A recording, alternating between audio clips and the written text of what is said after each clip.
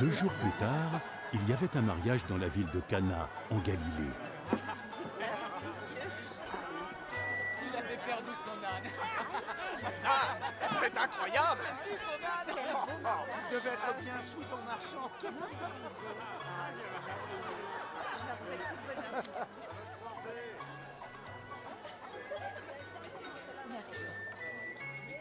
Je suis contente. La mère de Jésus était là. Et Jésus avait aussi été invité à la noce avec ses disciples.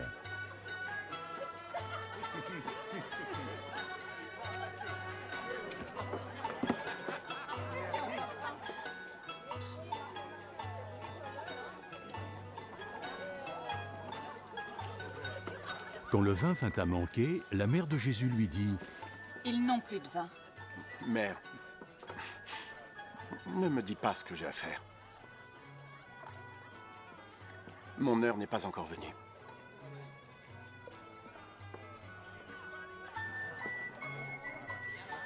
Faites tout ce qu'il vous dira de faire.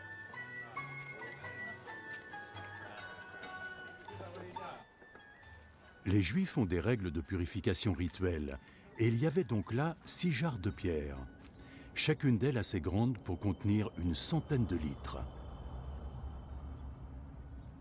Remplissez ces jarres d'eau.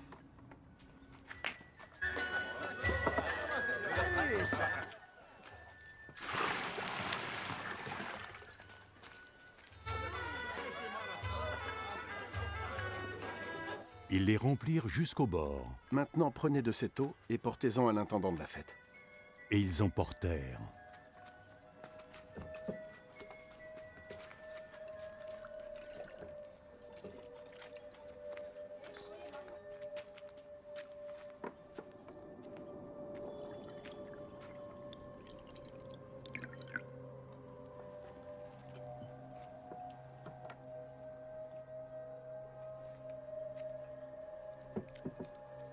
Ils lui apportèrent l'eau, qui s'était changée en vin, et il la goûta.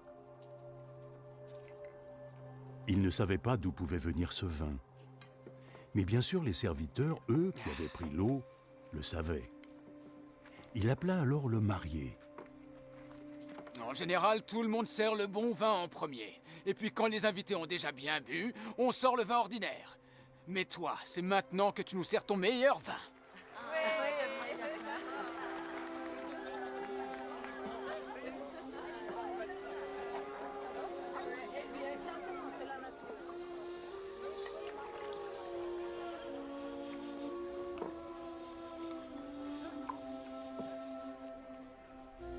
Jésus fit son premier miracle à Cana, en Galilée. C'est là qu'il révéla sa gloire, et ses disciples crurent en lui. Après cela, Jésus, accompagné de sa mère, ses frères et ses disciples, allèrent à Capernaum, où ils restèrent quelques jours.